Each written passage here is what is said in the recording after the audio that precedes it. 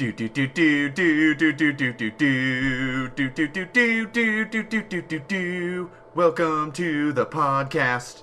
Wee. All right, and welcome to Sequel Podcast, episode 19. I'm Matt Bonta. I am Dakota Kimes.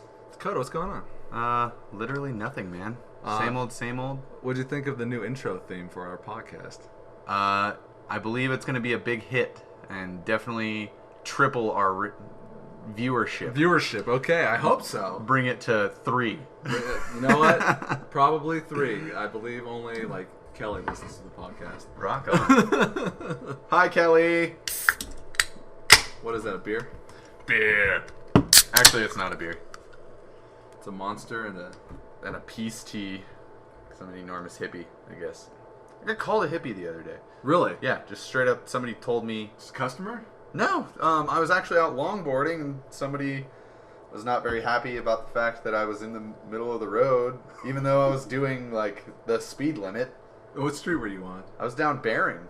Down the top of Bering. Yeah. And the speed limit's 30 through there. So you're you're cruising along, someone's rolling down the window, hippie! Yeah, fucking honked at me and, hippie! Like, really? Me? With your, no hair, Yeah. glasses. My super skinhead look. Hippie, fuck no! Throw the arm out there. Gosh. Let him know.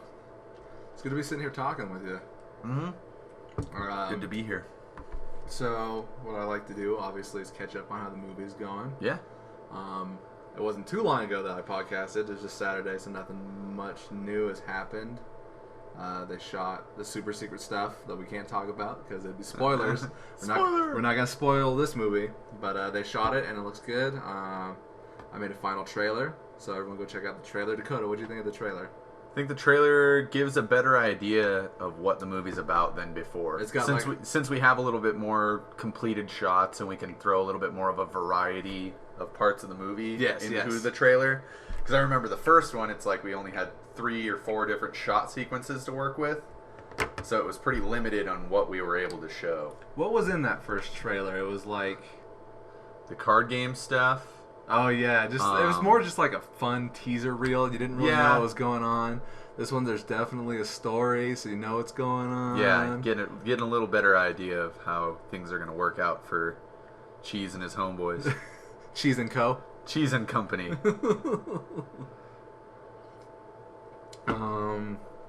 I think that's. Oh no, we did have to go and do what we just did. I don't want to say what we did because hopefully it no can be masked. Yes, yeah. But we did get together. More secret stuff. Look at how secretive we are. No, we did get together Monday and took care of some things, and everybody was over, and it was fun and fucking I guess when they filmed on Saturday, they all got burnt out like crazy. Well, it's understandable. It was hot as balls. Those guys were 104 in some kind of uniform or garb that would disallow the dispersion of heat.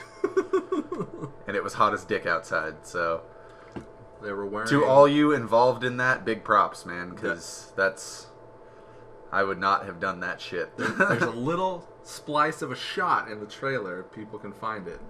Yeah. Yeah, that's why I didn't want to mention any names. Yeah, exactly. You know who you are. Exactly. You guys, if you're getting kudos, yeah, thumbs up to you guys.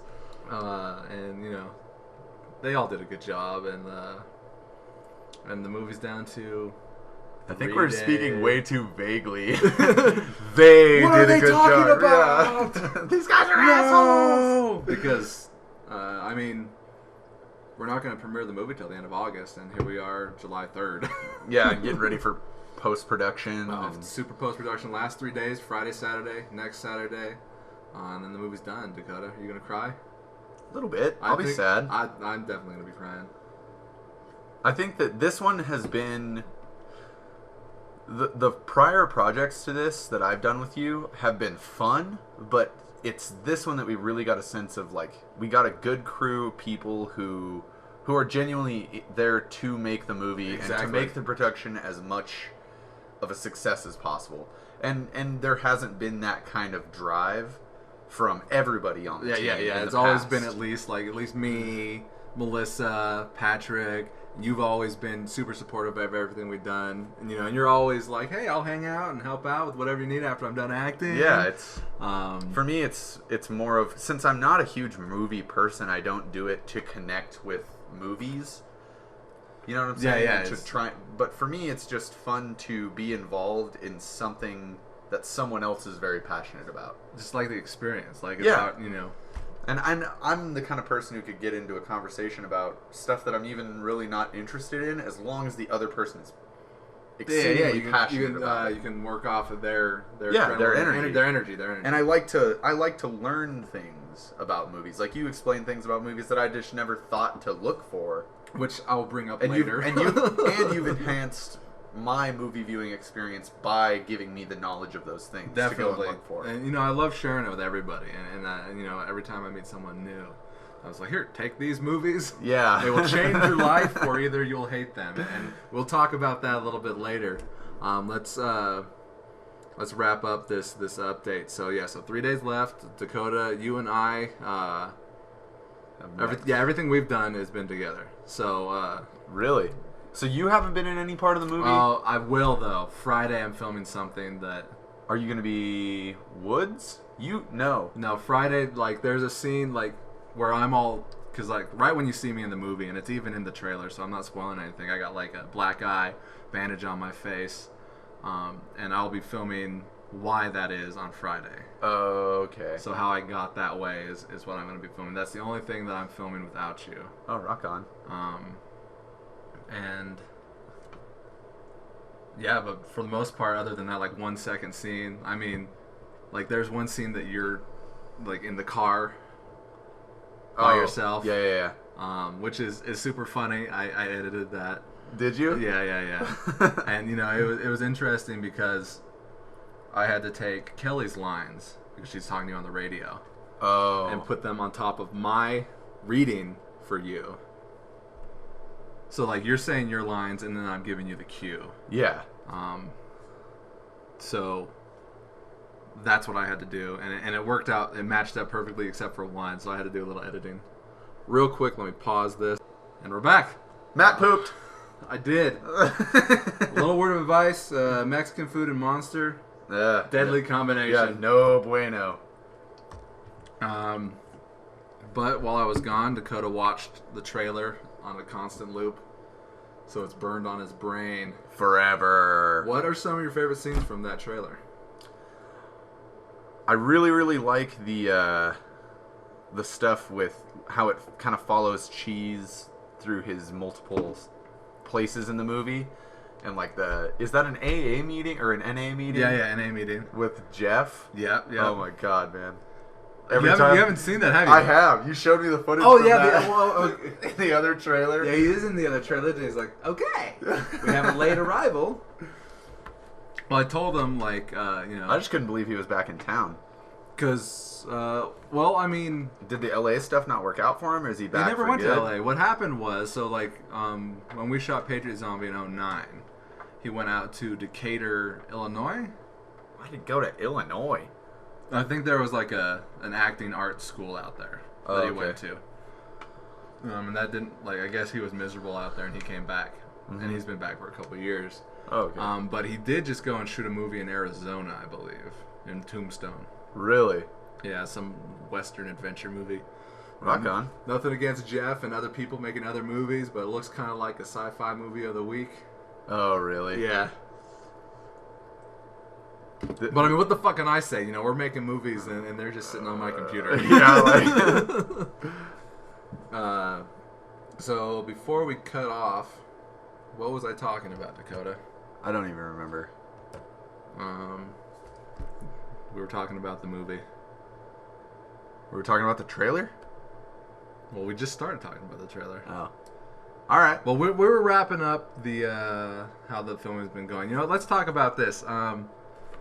So you've worked with Patrick basically every time. Pretty much you haven't done... Oh, no, you did do a movie. You did Dutch. Yeah, Patrick wasn't in Dutch. What's it like working with Patrick? I like working with Patrick because I tend to get a little serious with things, and if I don't have that kind of lighter air to follow, I tend to be... I would be way too serious, and I would be taking it way too If Dutch is any evidence of the fact, you're pretty serious in Dutch. Yeah, and I think that having that other dynamic, Patrick and I play really well off of each other, and he's a really fun guy, even outside of the movies. Not only is he a talented actor, but he's just a really, really funny, He's nice the party man guy. Like you were saying, like you brings can't that out in go me. hang out with Woo! Patrick because he's the guy that goes, "Hey, let's get drinks, let's do this," right? But wasn't that the night after I went to the rodeo? I think it was a couple nights after. So it was like, did you go Thursday? Yeah. And then that was Saturday night. Okay. Yeah. But yeah, got me drunk when I was not supposed to be drunk. Let's talk about what happened at the rodeo. Oh God, do we have to? We have to. Our viewing audience has to know. Our listening audience. Well, if any of you guys were there for Extreme Bowls, you might have seen me near the bathroom. Extreme balls. At about 11:30. I got way too drunk and ended up throwing up in a Sandy hut while consecutively peeing myself. And then got Happens to so the best drunk of us. that my girlfriend had to come and pick me up and help me into the car, then help me out of the car, What then were help you me to bed. drinking? We were doing shots of Fireball whiskey, which doesn't taste like whiskey. That's if you want something that will get you incredibly drunk very fast and not taste like you're drinking alcohol, get Fireball whiskey. What does it taste like? Like Jolly Cinnamon. Fire, Jolly Ranchers? Tastes like Red Hots. Yeah. But yeah, that and then just a shitload of beer. You got pissed drunk, you pissed yourself. Yep. And then got home, threw up all over my bedroom, all over my really? bathroom. My girlfriend cleaned it up, man. She is a saint. Before you woke up? Yeah, she did it that night. She Uh-huh. is a saint, man, and went to work the next morning and champed it out all day. I'm surprised you're still alive. I'm She didn't kill surprised. you. Yeah, I'm surprised she didn't smother me in my sleep, drunk motherfucker. Love you, Nicole. She'll never listen. Yeah, probably not. You should make her listen. Just like, oh, you're tired, we're going to bed? Okay, let's just listen to this while we go to bed. And suddenly it's like, podcast. She's like, what the fuck is this? I'm going to smother you in your sleep. Who is that mouth trumpeting? Um, Better not be you. Yeah, no, Patrick was totally all about drinking on that Saturday night when we all hung out. Yeah. Every once in a while, it's good to get it out of the system. Because you were but- like, oh no, I'm fine. And then suddenly, like, Melissa showed up and drinks were starting to get bought. And you're like, oh, I'll have this one. And I'll get an adios motherfucker too. And what did you happen to do that night? Twice? We spilled your drink Oh, twice. yeah. So I must not have been that drunk, actually. No, I just had a lot of drinks. You were fine. Who drove? Didn't you drive home? No, Nicole did. Okay. Nicole hadn't had anything to drink. Okay. That was a fun night, and I really hope that we can do it again this Saturday after filming because we've only got a couple nights of filming, and we got the big rap party, which needs to change locations now. How come? Because Justine, it was going to be at her house, and then I guess she has something to do that night, so Couldn't happen. couldn't happen. That makes sense. So if anyone out there in the cast has like an awesome place to go party at, like 20 people. I can see what I can get going at my house. Honestly, You wouldn't mind having like 20 people in there? as long as my neighbors know, and because it'll be a Saturday night, a lot of my neighbors don't work Sundays, Mm-hmm. and I wouldn't have a problem having people over till 2, 3 in the morning. We'll pencil you in for Saturday But night for the and- rap party. Yeah, and wait, this next No, Saturday, no, the 13th. the 13th. Okay, The day that we're gonna be filming, yeah, and then that'll be our rap day, and then we'll have the rap party that night. all right. Just kind of, I'm ready to fucking just. Be done with filming. Yeah, I mean, I'm having a great time. I'm loving it. I wish that it could keep going, but like everybody's been pretty stressed out, and I don't drink, and I'm ready to just kind of drink a little bit and just Yeah. kind of have fun and just we're done. Yeah, take a deep breath. I'm gonna bring Bullet Bourbon. Have I talked to you about Bullet Bourbon? Mm-mm. It's from the movie. It would be in a movie. It is in a movie. I only drink whatever's in a movie. It's Sylvester Stallone, Bullet to the Head.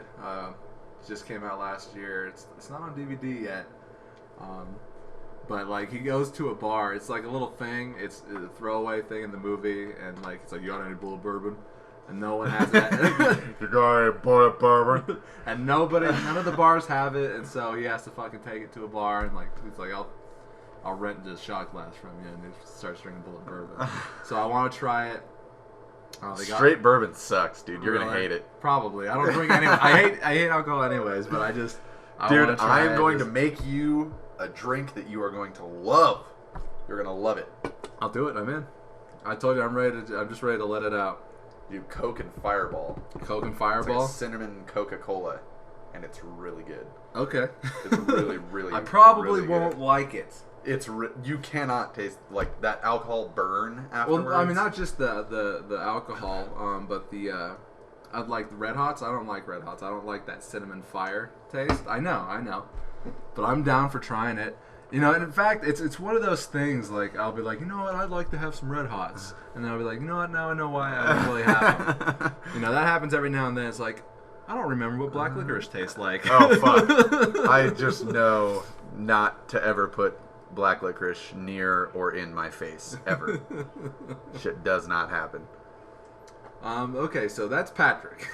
Yeah, there's Patrick. Okay, so what's it like to work with? You've worked with Greg Yeah. more times than you've worked with Patrick. No, because Greg wasn't in the Christmas one. No. Yeah. So it's 2 and 2, 3. It's 3 and 3 for you and Patrick and you and Greg. So what's it Yeah. like to work with Greg?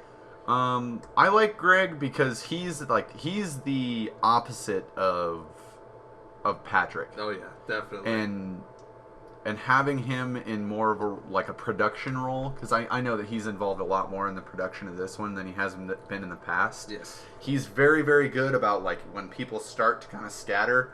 Hey, like everybody back on task. Let's get this fucking going. Let's get this wrapped up. He's very good about that. Hell yeah. But the one thing I do have a little criticism is like Let's hear it. he gets locked into his way of doing things, and you know where if you are the man behind the camera and somebody offers a shot idea like, hey, let's pick up this shot from this angle just so that we can play a little part of that throughout this whole transition. He doesn't look at it that way. He's got his plan for the way that it goes, and it's very good that he has that. But I just think that a little bit of flexibility might be a little more beneficial. And he really does need that flexibility because he's edited a little bit, just a little bit, but none of this movie. And like, I've edited every movie up to this point, and like, Yeah, I so know, you know what pickup shots you're gonna need, and what, even if nobody's saying anything, just getting a shot of like panning into frame, and then take your other shot and then go off the end of that. So you move into it, so it's an actual physical transition to where you are now, and then you change. Or if we had to cut like a line flub, and Yeah. I can't cut to like the same scene without a noticeable cut. I've already had to deal with that because of like, Greg, I told you we Yeah, had to you either gotta do a pick close up or something, otherwise it's gonna look awkward. And I've had to deal with that, but I've been able to fix it, and it's, nothing has been fucked so far. But you're absolutely right. But he does have that. I think that mentality comes from his theater production experience. And he's been on some sets too. Oh, really? Yeah, like some real low budget independent stuff, and like a lot of times, like he'll say, okay, cut, reset, and I think he picks that up from that too, because I've never heard that before. So Yeah. So he does get that. Like, he's been on sets and he's seen how things work, so he's brought that to it. And you're very right. Like, if you remember when we were filming the scene with you in the car, and like he just filmed it straight, right? Yeah. But there's a certain thing that I wrote it to be, to kind of get a little bit more personality out of Boop and who he is, who you play, and I was like, Greg, we need to do it my way. Otherwise, there's really no point for this scene. Yeah. Do you remember? Yeah. Great. And Kelly, when we were filming the card game scene, Kelly was like, you guys were like an old married couple, the way you'd go back and forth. And It's funny, and it's kind of cool because it's one of those things where you know that everybody just kind of understands that about each other, and it's not a big deal.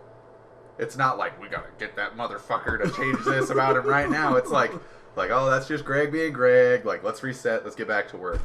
And I think that we have a lot more of that team dynamic.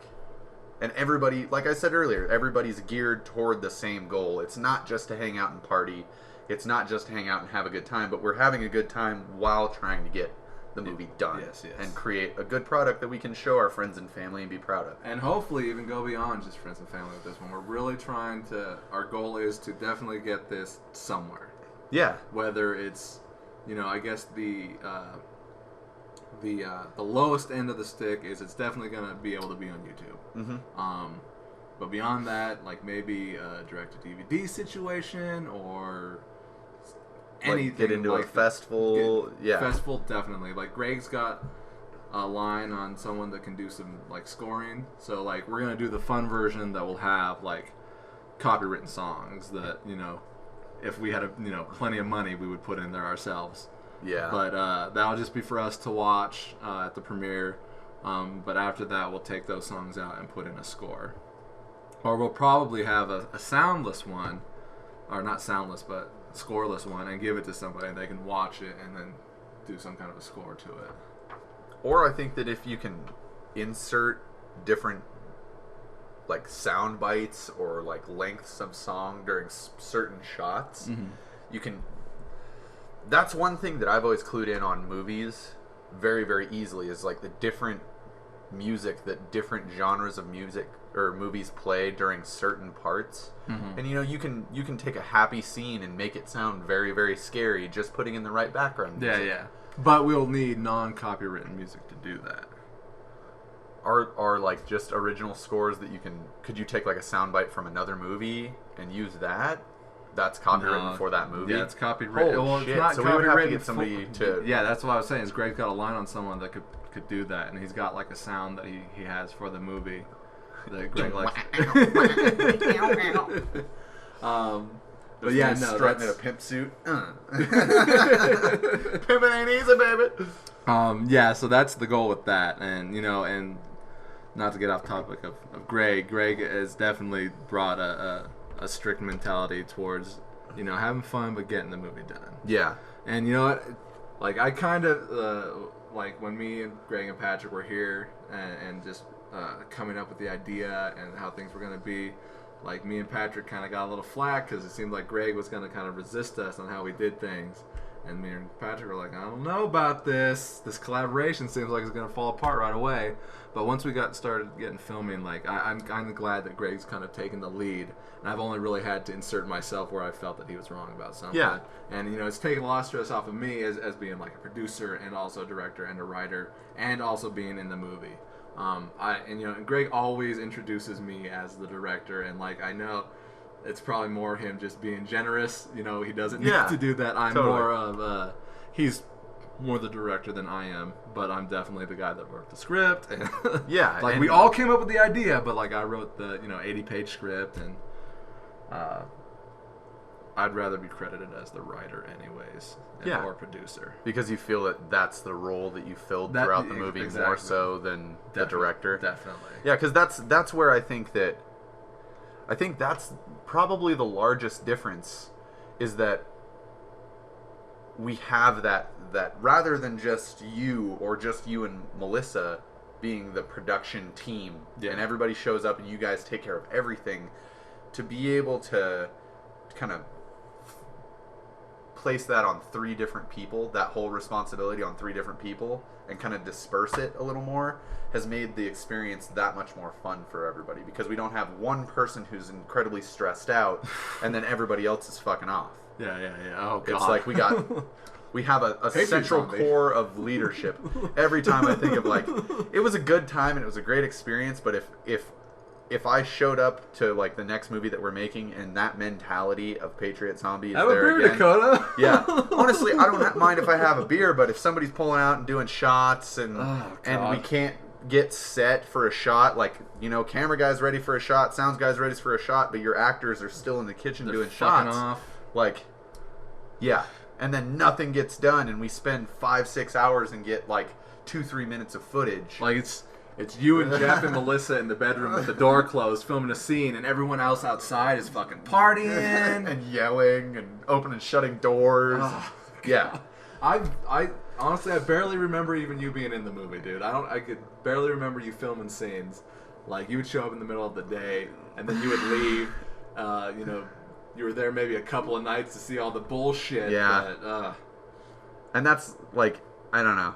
I look forward to getting larger and larger roles in movies as we go, and I think that they've grown in size and they've shrank in size because you don't write a character for me. It's like you write a character and then it's like, well, Dakota seems like he would fit this very well, and this is who I want him to be in that movie, rather than like, okay, Dakota's going to be my main character. Let's write a story around that.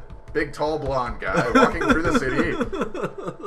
Well, I mean, you know, it's all of a sudden he discovers he has superpowers. And that's the awesome thing about you, is that when we first met you and we were talking about the movie, you were just totally up for it, and we gave you like a small part, but not on purpose. It's just like, you know, these roles are filled. Yeah, Where can we put Dakota? Dakota can be this guy.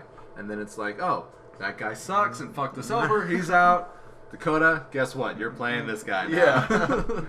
and it was a much bigger role, and like, you know, the beach day when we went and filmed at the beach, you were totally down and you did all the beach scenes. And you know what? The first scene that you filmed fucking blew me and Melissa away completely. Which one was that? It was the one where I come into the house? No, it's right after that, because we didn't film that scene yet, but it's right after you come in the house and you're just kind of talking to everybody and you're like, you know, my girlfriend's hand's missing. I gotta get her to the hospital. Can you guys quit fucking around and help me out? And like, you brought all this emotion. We're like, holy shit, we didn't know this guy could act. And you know, you haven't really been able to do much of that since then, because like Boop is kind of an asshole. He doesn't really have very many dramatic roles. And it's but I view like Boop showing vulnerability would be so against everything that we've spent time setting up for that character. Like, who the fuck is this guy? Where did he come from? He's heartfelt. And yeah, I love him. I just want to cuddle him. He's broken inside. He's injured. That's why he's such a jerk. No one understands you but me. Come closer. Next Boop movie that's happening. But like in Dutch, though, you got to do it a little bit because your character is in a relationship with another character, and then at the end, spoiler alert, I feel it's been enough years that we can spoil this. She gets, you know, attacked and raped and everything. You come in and you're like, oh my god, you know, you've been raped. Are you okay? And that's the only other time you got to bring out some dramatic acting. I feel like we've spent a lot of time doing a lot more serious movies, and I know that you're more geared toward crime, like the crime and like the scummy feel, and you genuinely enjoy that. But I feel like doing like dramatic roles or like a hyper realistic, just like an everyday life, and learning to be emotional and show those emotions, I think would be fun. And or even if we step in the direction of comedy, I think that we bring a level of comedy to these cop movies that we make that is kind of unexpected. Yeah. You know, and to take that and just run with it and make a true comedy movie, definitely. I think would be great. The only thing is, I mean, and you know, it doesn't have to be me that writes it, but I have like, it's hard for me to consistently write something funny. Like everything that I've written, like when I had Patrick and Kelly over and for the new script that I wrote, the 15-page script, and they were reading it to themselves when I first handed it to them, so I was reading along with them, or before we read it out loud, and I was just laughing at everything I wrote. It's not like it's funny, but like I like more of like the dramatic stuff that's funny. So like it's a drama movie, it's a serious movie, but there's funny lines in it. Yeah, and just you can out of cut real in. life. And that's where I feel like Jones and Boop kind of come in. They're a lot of that comedic relief, Definitely. and they're a large amount of like. I can tell you, yes. It lightens up this movie a lot. Oh yeah, this movie has been so fucking dramatic and so fucking heavy with drama because it was kind of like this therapeutic experience for me after everything that I went through for me to get it out. There is like a lot of heavy, deep themes in this, and you know, like one thing you mentioned, like writing maybe just a drama, straight drama without all the crime. It's like I've written one of those before, and like it's, you know, you feel like you need to go and like take a shower and do all that. It's really, really exhausting to write one of those. And acting in movies like that, or acting in involved like that, emotionally involved, is emotionally draining. Like you feel tired afterwards. You can get yourself depressed very easily. You know, but I think that delving into that side of acting would be a lot of fun, or taking like and challenging. Yeah, and that's where I think that you can grow as an actor and learn as an actor. And again, for me, like I'm not huge into movies, so it's not for me about like as an actor because I don't view myself as an actor. I just view myself as somebody who likes hanging out with other people who like to make movies, and I just happen to.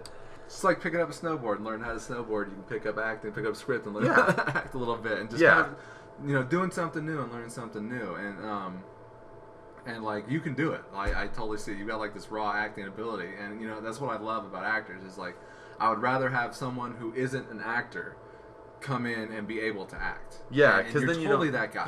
You don't deal with that prima donna attitude, and that's something that I've been super super grateful for. And I want to say this just in case anybody listens to this, but like we haven't had that attitude this movie at all. We haven't gotten that from anybody where it's like no one's been egotistical. Yeah, egotistical. It's like if somebody fucks up a line, it's like, oh, we got to do it again, and everybody's happy. Even when we were there, we were out at Kelly's house till fucking 3 a.m.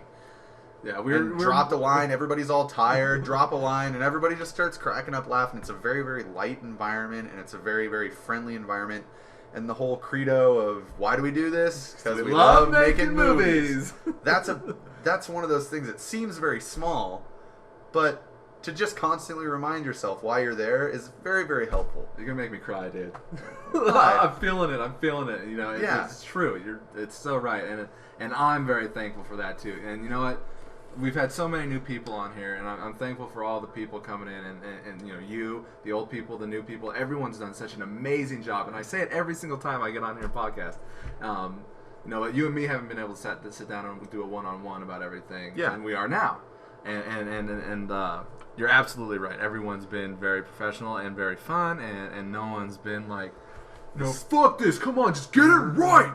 Yeah, I don't work very well in environments like that because I don't deal well with people talking to me like that in general. Assholes. Yeah, like, you could have just asked. Like, I don't have to do what you say. I Exactly. can pretty much tell you to eat shit, and you would have to find a new actor and cut all these scenes in or refit everything. Like, I'm really the one in power here, so why the fuck are you yelling at me? We're not getting paid. We're doing this because we like to do it. And maybe one day we can get paid. But for now, let's have fun and do what we like to do. Totally. The one person, like 2 weeks ago, actually it was right before we started doing the movie.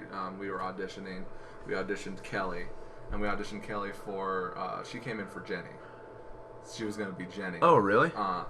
But like she read and like it's okay. She did good, and then she read Diane, and once they left, me and Patrick were like, no, she's gonna be Diane because she read Diane that much better. Yeah. And if you listen to her podcast from last week, she talks about like the nervousness, and she'd rather have been, she wanted to be the smaller role in Jenny, and she ended up being like the second lead. Yeah. It's essentially her and Patrick's movie, and I think taking yourself out of your comfort zone every once in a while is good.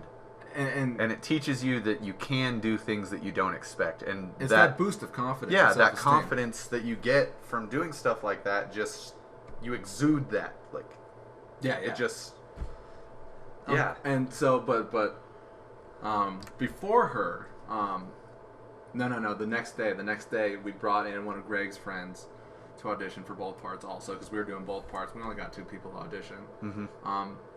And his friend. Won't name names. All right. She was like very serious, very into the audition, and it's like there's nothing wrong with that. I'm not, she kind of did like this thing, and brought herself into the character. Oh, like the method actor. Yeah, the method thing. actor thing. She brought herself into the character, and then she read the lines, and she was good. And then like a couple days later, she was like, she felt that our professional quality was lacking, and she quit. And right after that, me and Patrick did this emergency podcast, because I was pissed off and I wanted to vent a little bit. Well, totally. Like, what the fuck do you expect from? Honestly, we're just people making movies. Yeah, like, we're not a production company. We're not Paramount. We're not Universal. It's not there. Yeah. Why would it need to be that professional of a view? And I think that finding that middle ground between where Patriot Zombie was, where it was just party and no focus on the movie, and absolute focus on the movie, where she's talking about this level of professionalism and I'm willing to bet that she expected to just show up on set up, she walks on, acts, leaves. And we're just not that kind of crew. Yeah. We don't do things that way. Exactly. Oh, you're not acting right now? Grab the mic or grab the fucking camera. Exactly. Like, make yourself useful. Yeah.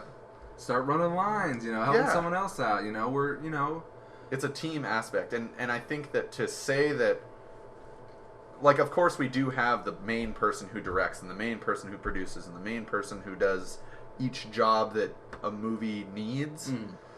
There's everybody kind of helps out. And I think that stuff like when somebody gets an idea and they come to either you, Patrick, or Greg, that idea feels welcome a lot of times. And that's open door policy. Yeah, that's a great thing, because you may not realize that your way of shooting that scene is not the only way of shooting that scene, or your way of writing that line is not the only way of saying that line. And you can just kind of bounce ideas off of each other. And that's how everybody should be with fucking just life. Yeah. Now, people get so caught up in their own shit and looking the way that they want people to see them. And oh, this person was totally like that. Really? Yeah. I thought it was cool to bring someone in, like her, like, I don't know. I don't want to put her above myself or anyone else. Just that different mentality. Just that different mentality to kind of work with everyone else. And, I love stories like that in movies, like, oh, this guy doesn't ever read the script and do his lines. This guy's, strictly script, and you put them together and there's a clash, and it works that way. Yeah. And then, like, at the same time, after all said and done, I was, like, when me and Patrick podcasted, I was just fucking glad, because we don't need that kind of bullshit on set. It'd be nice to have it, but, like, we don't need any kind of drama or anything, because someone feels that, like, someone is just not up to their quality and kind of put themselves above everyone else. Yeah, and viewing yourself as better than everybody else just puts you on a different level mentally. And that's another thing about this movie, is that everybody seems to be on that same level of understanding that, yes, we're making a movie, and yes, we have these goals, but we're also trying to enjoy ourselves, because this is our free time. And we are all friends. We are all friends, and we talk to each other outside of the movie, and... and not only is it just the time to make a movie, it's also the time to hang out with each other. Yeah, have a good time, and just have a product at the end of the day. Definitely. That's really the only difference than just regular hanging out. Yeah. It's like, oh yeah, no, I took a dump. I took a dump, sat around, played some video games. Woo! I like to party. I love talking about this with you, Dakota. This is awesome. Yeah. And like, I'm talking about it more than I thought we would. And there's nothing wrong with that. So that was Greg. Yeah. So you don't get to work with Olivia in this movie. I miss Olivia. I haven't seen her in days. She's a really nice girl. And I every time I see her, I think that. Like, I haven't seen her in forever. Like, why? She's so awesome. And then it goes another 6 months she did before 2 I days see on her. this movie.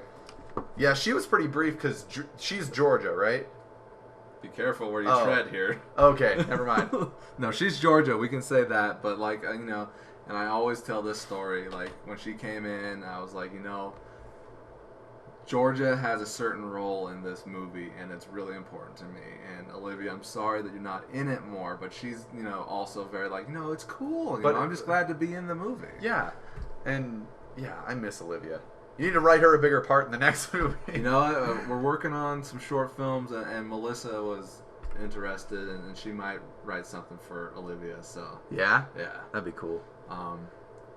But yeah, no, I just like, Olivia, I'm really sorry that you're not in this movie more. But it's it's not on purpose. It's not because it's Olivia. That's such a pivotal.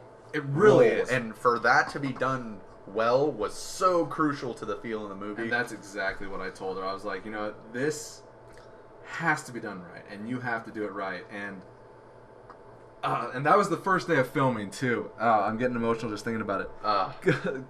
Because I was in there with them. And, that was one of the first times where me and Greg kind of had a clash, was when we had her in here rehearsing that scene with Patrick. And Greg was, like, directing her a certain way, and I was like, no, that's not it at all. That's not her motivation. This is her motivation. And when we were in there filming it, just her and Patrick. You haven't seen that scene, and I don't No. want to show it to anybody because you want that reaction when we see the movie. it'll be totally emotional reaction from the audience. As if we did it right, it will be. Yeah. And just being in there every time they like did another take, it brought tears to my eyes, and then when I edited it, I kept watching it over and over again, just kind of torturing myself with this scene, and it was just.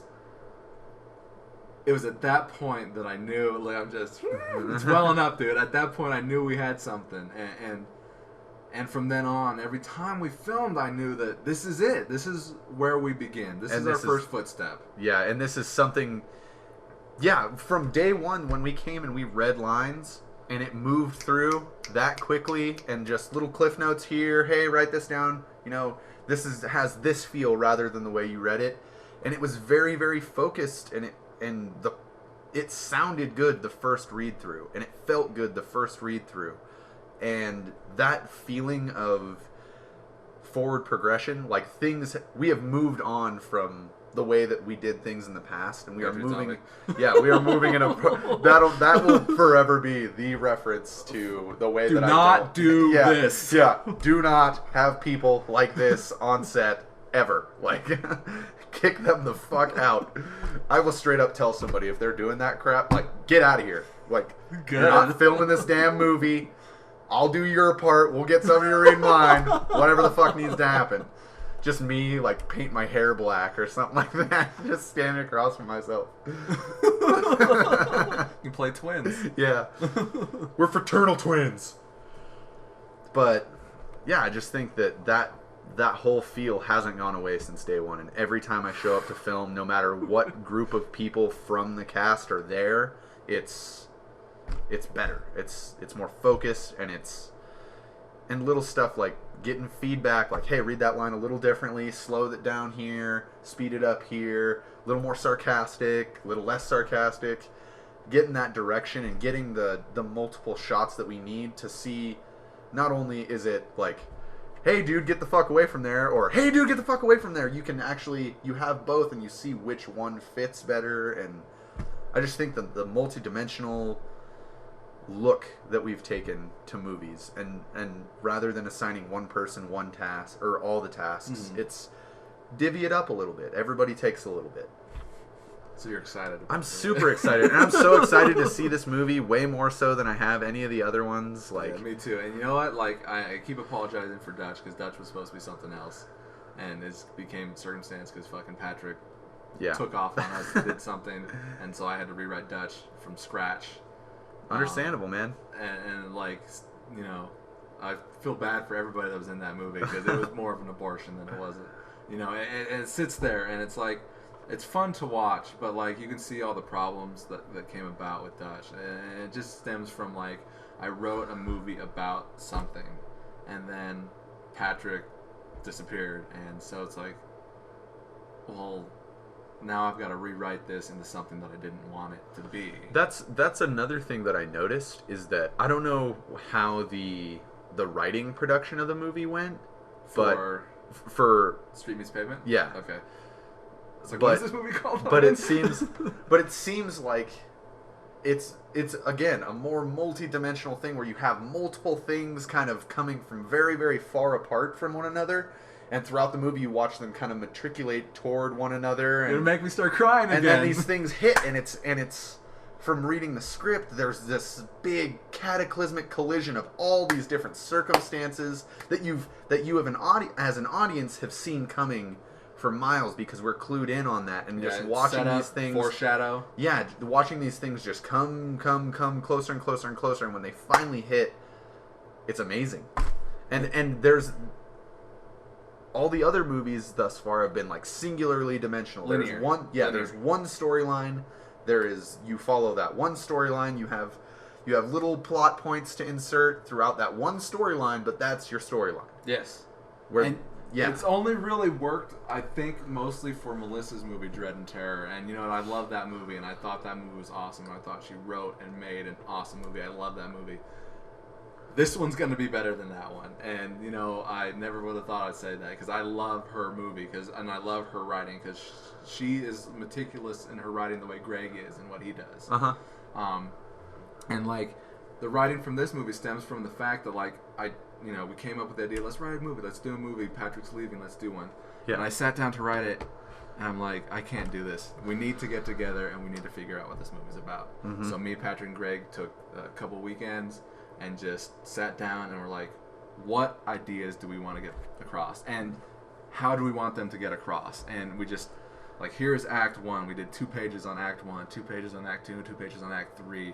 Just and of, then, like, plot points, a synopsis of exactly. what is here's going where to these be characters come back in and everything like that. And I was like, you know, this is perfect. So I took it and I sat down. So it's essentially a storyboard? Kind of. Like an outline. Yeah. Like an outline. And we outlined the entire movie, and I was able to sit down and write the whole thing. And I wrote 60 pages, and then Patrick came in and wrote another 8 pages. And then I had certain scenes in there that I needed Mike to write because I didn't know much about that. Yeah. So Mike wrote like 3 pages, and I took his and I rewrote his scenes. No offense, Mike. I fixed his dialogue and his grammatical errors. And then I realized that the card game scenes were a little one-sided with you and me against like Diane. And I went back and I rewrote it to where she can hold up her end just as much as us just fucking attacking her. Yeah, she kind of giving that impression that she's like a strong woman who can hang with the guys. Almost just another man. Even. Yeah. And I say this in every single movie. Diane has been like my baby for years now, and we haven't gotten her into a movie. And Kelly came in and fucking picked up the ball and turned my character into a real person the way that Patrick's cheese became a real person with him. Yeah.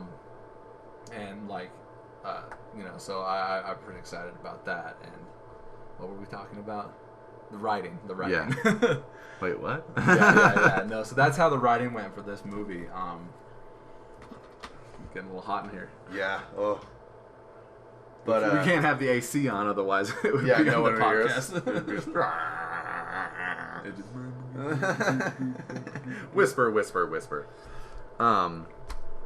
So that's Olivia. You didn't get to work with her on this movie. Yeah. Dude, wow. How do we get like way the hell off topic and then just circle it back? That's the way it needs to be. That's the way all these podcasts need to be. Like with Patrick, I had the whiteboard. I'd write ideas throughout the week, and then be like, Patrick, let's talk about these things. And it happened with Kelly too when she was over, and we podcasted for 3.5 hours. I just had all these topics that we could bring up. Yeah. But I do want them to be more like movie oriented. Not movie oriented because they're always going to be movie oriented, but just more like maybe we talk about movies, maybe we talk about life, maybe we talk about this and this. But I want it to be more spontaneous than. This is what we talk about. These are our topics. Yeah.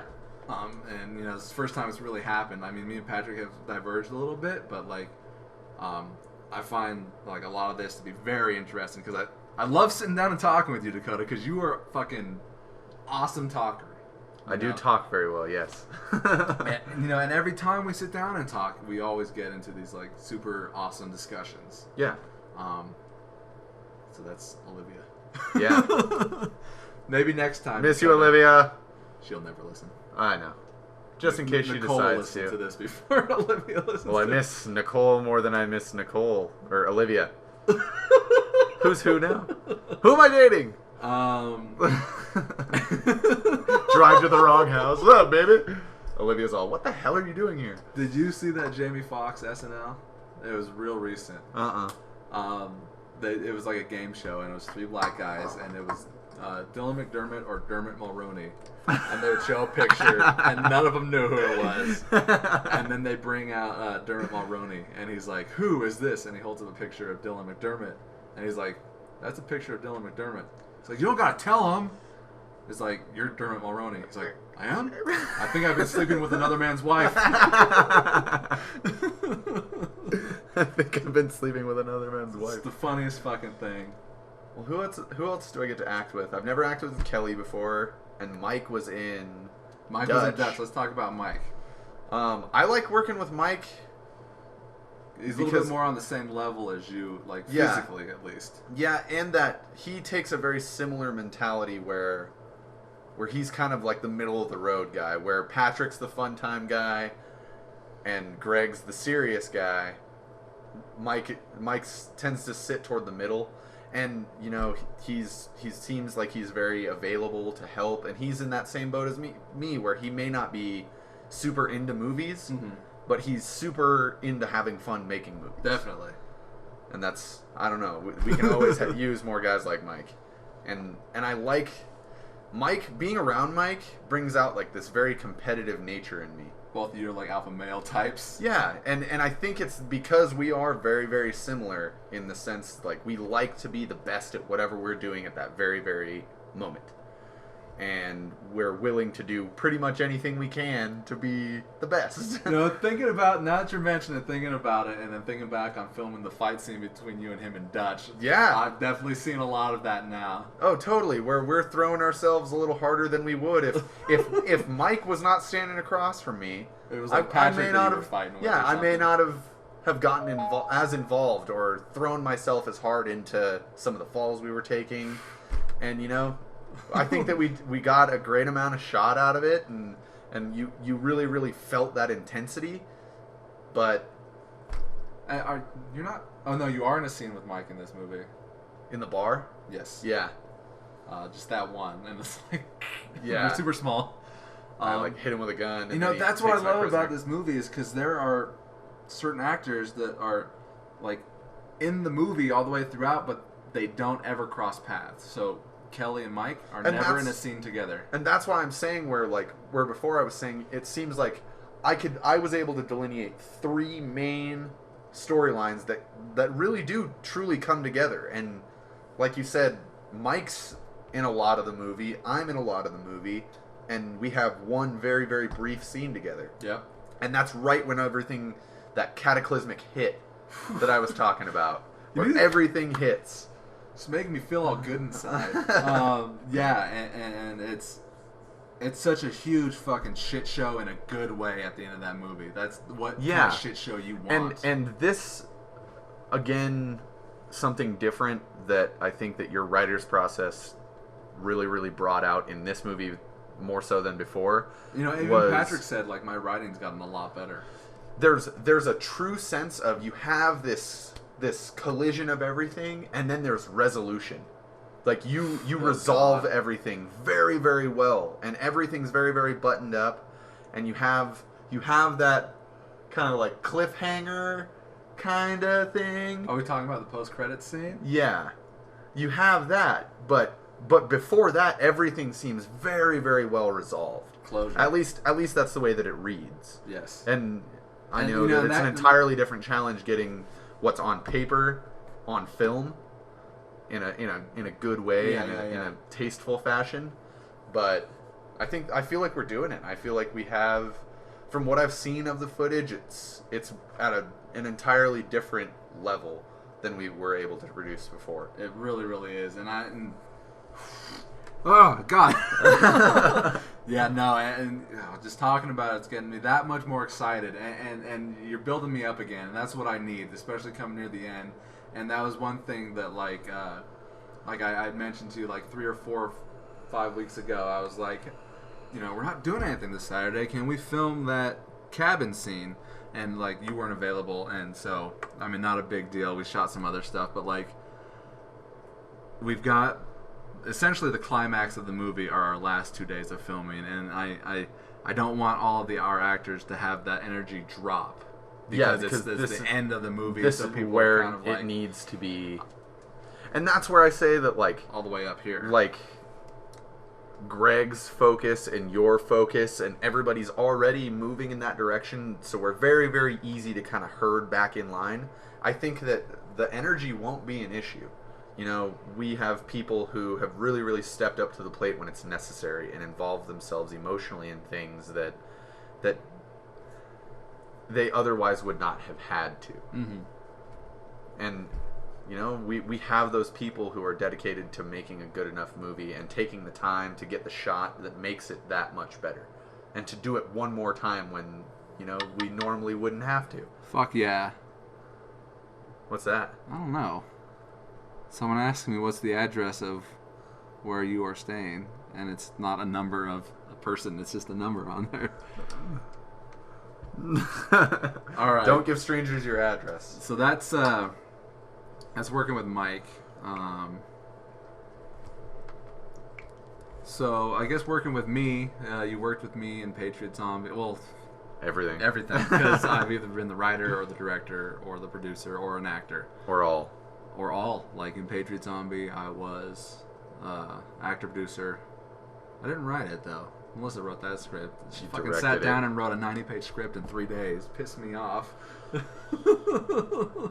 And that's her awesome mentality of writing. And you know what? She wrote a zombie movie, and zombie movies are a dime a dozen. But you know, like she was able to write a funny zombie movie. Mm-hmm. You know, all the lines that like when you're standing around in that circle, and it's like no one likes it in the butt. It's like and Officer Brown's like, yeah, no, I used to work in a prison. You know, I always say that line as being like one of my favorite funny lines, and Melissa's always like, well, that was your line that you suggested that I put in the movie. It's like, oh, I guess it was.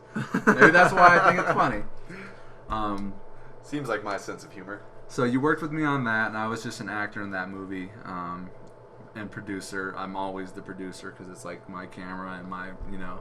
Yeah. I'm always calling people, telling everyone what, where, when, and why. And then we did the Christmas movies, or the cheese anthology movies were only the Christmas one got Yeah. made. And we acted in that one this much. Yeah, a little bit. Yeah. Wasn't I Slade in that one? No, I was Boop in that one. You were Boop in that one, and you were supposed to be Boop in Dutch before it was Dutch, and you became Slade in that. Okay. Are you wearing glasses in the Christmas one? You are wearing glasses as Boop in that one. And then it's like, oh, Dakota's playing Boop again in Dutch. No, he's not. But he got LASIK. Do you not have glasses on in Dutch? I don't think so. No, Slade I did because we were in here. Yeah, we that's were what in your I was thinking living about. room. You're like, this and is I his was- main hub. Yeah, You're and I wearing was glasses. wearing glasses. And so we didn't work together in that movie because I didn't want to be in it.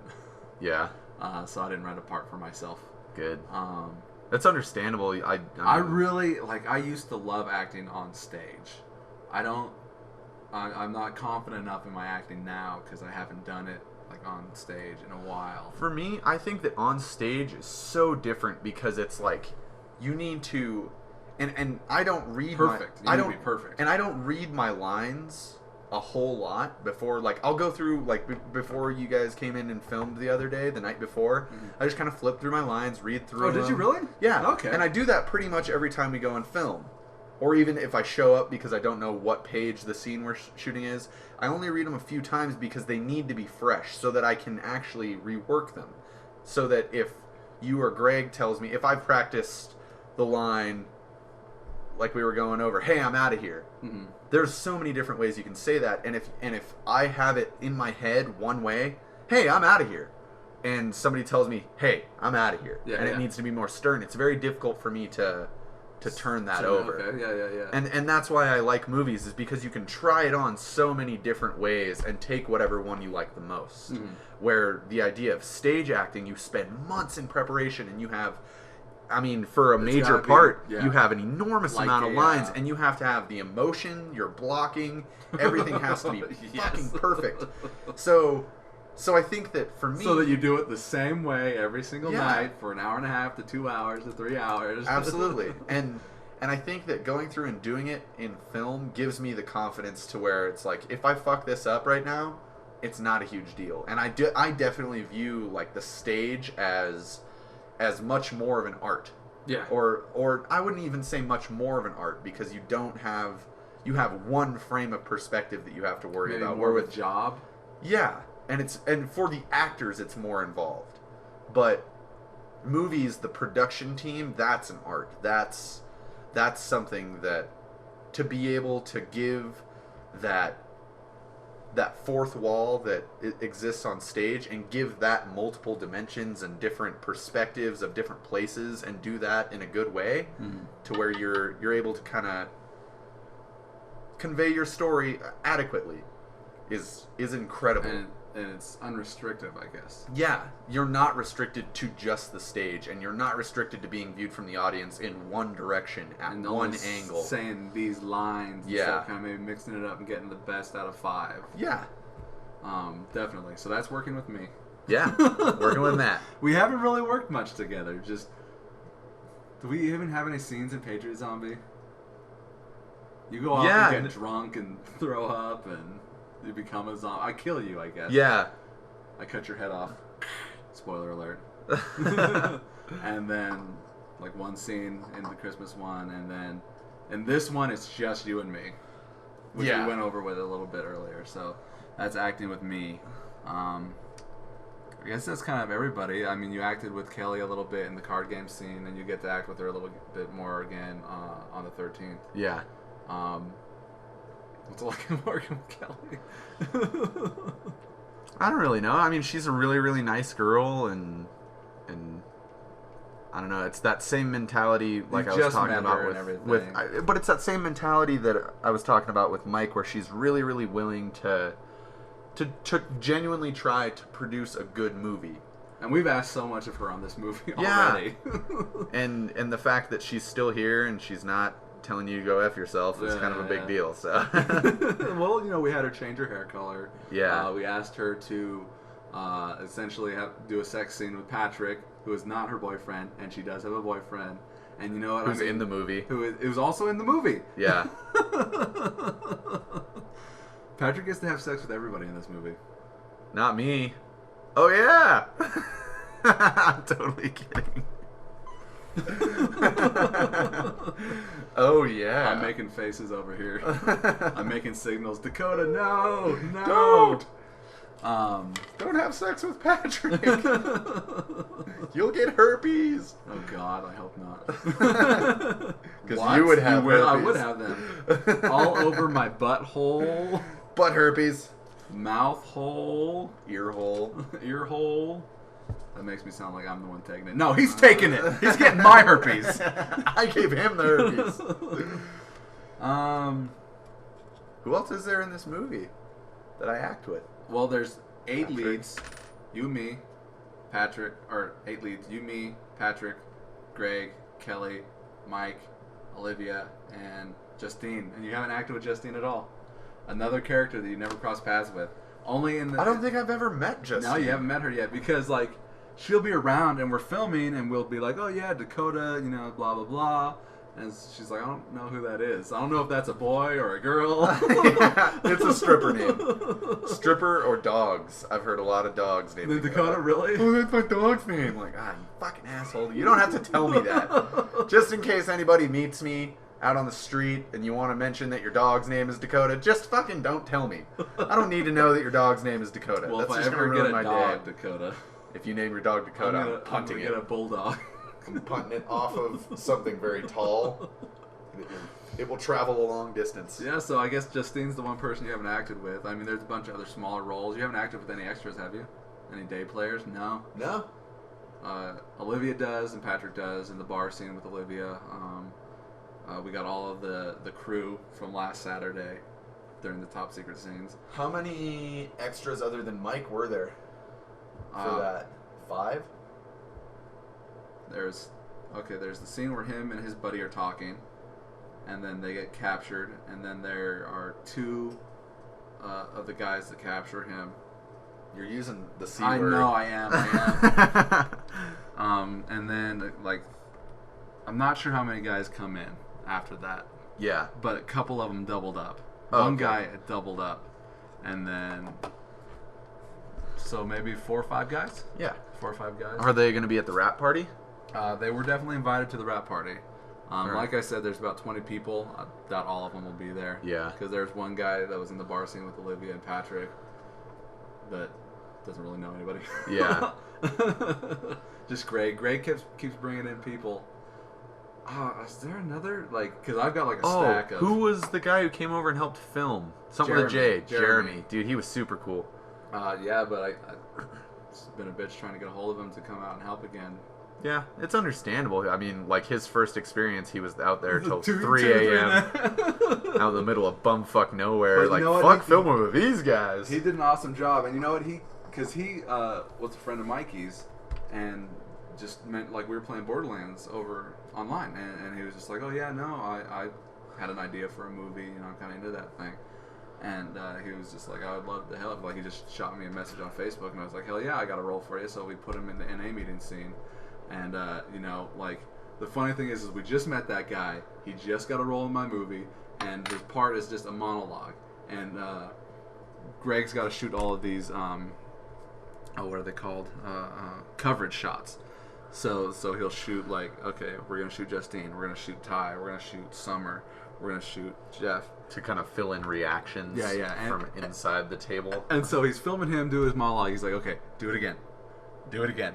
Do it again. So he's reading this monologue over and over and over again. And it's like How his long first is the time. monologue?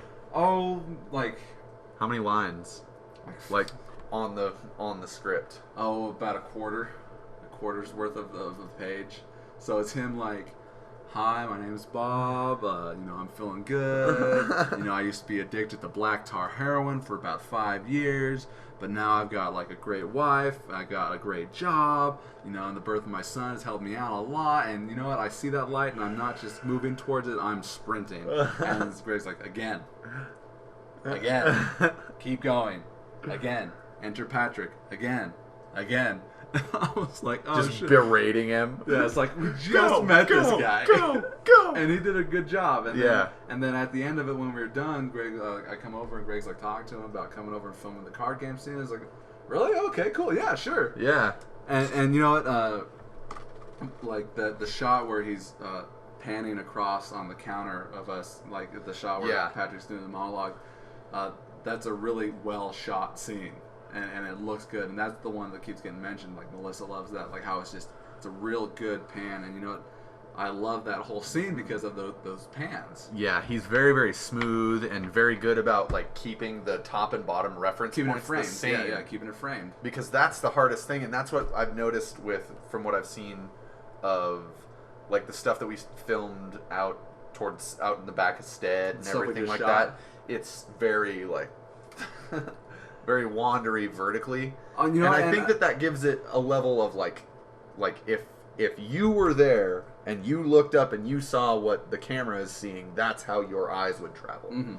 And I think that has a time and a place, but that very, very cool smoothness with the darkness and the fact that everybody's just playing cards, and it's very, very like kind of. Did you see how he did it? Yeah. Because he had it on a towel on the counter. Yeah, and was able and to just move it across. And you know, thank God there weren't any cling clangs from the microphone. I'm surprised that there wasn't, and I'm surprised there was no sound at all from him fucking moving it back and forth. Especially since like there is that cord that's hanging, and anything rubs that cord and you hear it. Oh fuck yeah, you know. And we even like started to put little clamps on either end of the microphone so it wouldn't fall out. Uh-huh. And it turns out that causes a lot of noise, so it defeats feedback. just plung plung plung, and it would defeat the purpose of that mic with those rubber bands, the hair ties in there to kind of balance it and keep it quiet and grab that vibration off of the thing. So we stopped using those. So that's not working with Justine. Yeah, I was not working with Justine. Hi, Justine. If I ever meet you, that last distant scene. stranger. You know what? Your last day of filming, everyone's last day of filming, you'll get to meet the other lead of this movie, who gets to play Cheese's girlfriend. Dude, why is Cheese such a player? You write him as being just like a mad ladies' man player. Player. Well, I mean, if you think about it, he's only ever been like married. Well, no. I'm not going to go into the whole Cheese backstory. We'll do that another day. Yeah, that's a whole nother podcast. And, you know, everything that goes on in the movie, we can't really talk about that into detail. Maybe one day, once it's been out for a couple of years, we can talk about it. It's not like anybody listens to this. Can you follow how many subscribers you have, or like how many people listen to it? Subscribers isn't going to matter, but I can see, because I put this on as a YouTube video, because I don't quite know the ins and outs of like iTunes. Well, Or with like with podcast, isn't that what a podcast like came from? Is the iPod? the or iPod, so you iTunes? can pull it off and listen to it when you're on your iPod. Just Yeah. it's like a radio show on the internet. Yeah. And like it's very intricate the way to do it, and like I would need to know somebody to help me out. Like they've got various do-it-yourself on there, but it's limited. This way I can put the entire hour or however long on YouTube as a video, and it's just the audio with like it'll just say Like sequel productions. it'll say or- Sequel Podcast 19. It'll say the date so that we can track it, and then it'll be my name and whoever else is on that podcast with me. Rock on. So like your other podcasts, there are a couple on there, like because you were in like episode like 5 and 6. Yeah. Those are on there. But I can go and see how many people have viewed the video. So if I go and watch it under my account, it won't add a number to that. Because it knows it's your account watching your video. Yeah. Yeah. So I can go in and see how many other people have viewed it, and there have been like I don't know 8 or 9 views. Of course, like if someone Just opens it. well, like and if then closes it. if you were to go in and watch it and be like, oh, I only got time for the first 10 minutes, and then you come back and watch it again to finish it, that'll be 2 views. Yeah. So only one person really listened to it. Yeah. So it's hard to track that, but like, I've seen like 8 or 9 views on one of these more recent episodes. Oh, rock on. And you know what? I think I feel like maybe they're getting a little bit more out there. I don't know. Maybe. You never know, and I think that this doing this is going to be invaluable in the future because I've realized that I don't take a lot of pictures and I don't do a lot of things where I record myself and kind of just record my ideas, and you know, in 20, 30 years I can go back and listen to this and show this to my kids. Yeah.